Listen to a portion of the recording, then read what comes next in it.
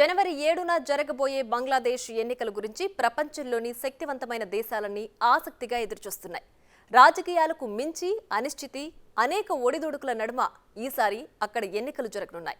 దేశంలోని ప్రధాన ప్రతిపక్ష పార్టీలైన బంగ్లాదేశ్ నేషనలిస్ట్ పార్టీ, బిఎన్పి, జమాత్-ఇ-ఇస్లామీ ఈ ఎన్నికలను బహిష్కరించడంతో ఈ అనిశ్చితి మరింత పెరిగింది. ఇప్పుడు అక్కడ ఎన్నికలపై భారత్ మరింత ఆసక్తి చూపుతోంది. బంగ్లాదేశ్ ఎన్నికల్లో హసీనా గెలుపు భారత్కు కీలకంగా మారనుంది. ఇంతకీ ఈ ఎన్నికల ఫలితాలు భారత్పై ఎలాంటి ప్రభావాన్ని చూపనున్నాయి? హసీనా గెలుపు ఎందుకంత కీలకమైంది?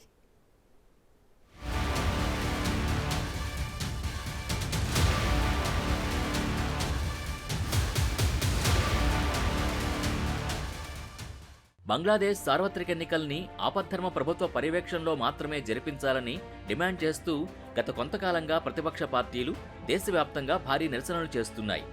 దేశంలో అధికారికంగా గుర్తింపు పొందిన పార్టీలు 44 ఉంటే వాటిలో 26 పార్టీలు ఎన్నికల్లో పాల్గొంటుండగా మరో 14 పార్టీలు ఎన్నికల్ని బహిష్కరించాయి. బంగ్లాదేశ్ నేషనలిస్ట్ పార్టీ బిఎన్పి, దాని మిత్రపక్షాలు ప్రధాని షేక్ హసీనా స్వేచ్ఛగా, నిష్పక్షపాతంగా ఎన్నికలు నిర్వహిస్తారనే నమ్మకం తమకు లేదని చెప్పారు. తటస్థ మధ్యంతర ప్రభుత్వంలోనే ఎన్నికలు జరిగేలా అనుమతించాలని వారు ఆమెను కోరారు. అయితే హసీనా ప్రతిపక్షాల డిమాండ్లను తిరస్కరించారు. ఈ పరిస్థితుల మధ్య ఇప్పుడు బంగ్లాదేశ్లో ఎన్నికల హీట్ కొనసాగుతోంది.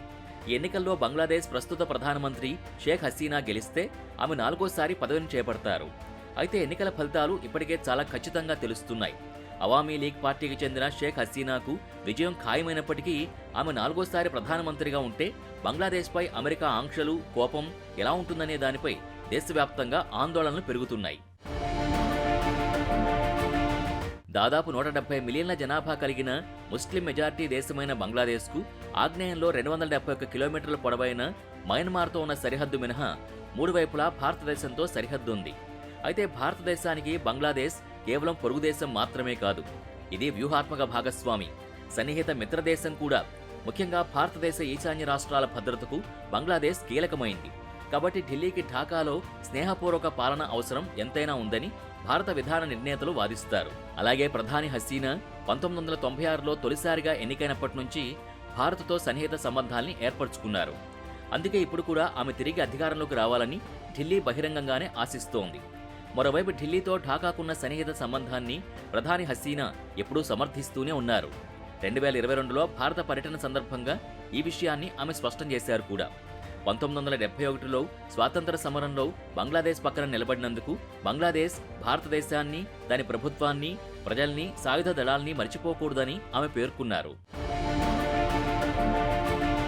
అయితే హసీనాకున్న ఈ అభిప్రాయం, అవామీ పార్టీకి భారత్ ఇస్తున్న మద్దతు బంగ్లాదేశ్ ప్రతిపక్ష బిఎన్పి నుండి తీవ్ర విమర్శలను ఎదుర్కొంటోంది. భారతదేశం బంగ్లాదేశ్ ప్రజలకి మద్దతు ఇవ్వాలి, కానీ ఒక నిర్దిష్ట పార్టీకి మద్దతు ఇవ్వడం సరికాదు అంటున్నాయి ప్రతిపక్షాలు. భారత విధాన రూపకర్తలు బంగ్లాదేశ్లో ప్రజాస్వామ్యాన్ని కోరుకోవడం లేదు అని బిఎన్పి సీనియర్ నాయకులు మండిపడుతున్నారు. ప్రధాని హసీనా ఏకపక్షంగా చేస్తున్న ఈ ఎన్నికలు డమ్మీ ఎలక్షన్ అని ప్రతిపక్షాలు విమర్శిస్తున్నాయి. అయితే బంగ్లాదేశ్ ఎన్నికల్లో భారత జోక్యం గురించి బిఎన్పి ఆరోపణలపై భారత విదేశాంగ మంత్రిత్వ శాఖ స్పందించటం లేదు. ఏ దేశ ఎన్నికలైనా ఆ దేశ అంతర్గత విషయం కనుక బంగ్లాదేశ్ ప్రజలే తమ భవిష్యత్తును నిర్ణయించుకోవాలి.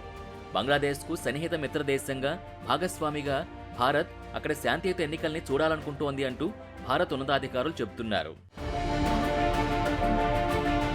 అయితే ప్రతిపక్ష బిఎన్పి, జమాత్-ఇ-ఇస్లామీ పార్టీ బంగ్లాదేశ్లో అధికారానికి వస్తే 2001-2006 మధ్య సంకీర్ణం అధికారంలో ఉన్నప్పుడు జరిగినట్టే బంగ్లాదేశ్లో ఇస్లామిస్టుల ప్రాబల్యం పెరుగుతుందేమోనని భారతదేశానికి ఆందోళన లేకపోలేదు.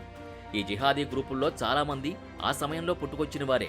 2004లో హసీనాపై హత్యాయత్నం, పాకిస్తాన్ నుంచి వచ్చిన 10 ట్రక్కుల నిండా ఆయుధాలు స్వాధీనం చేసుకోవడం వంటి పలు సంఘటనలు ఆ కాలంలో జరిగాయి.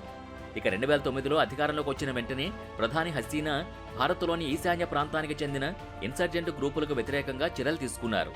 ఈ గ్రూపుల్లో కొన్ని బంగ్లాదేశ్ నుంచి కూడా పనిచేస్తున్నాయి.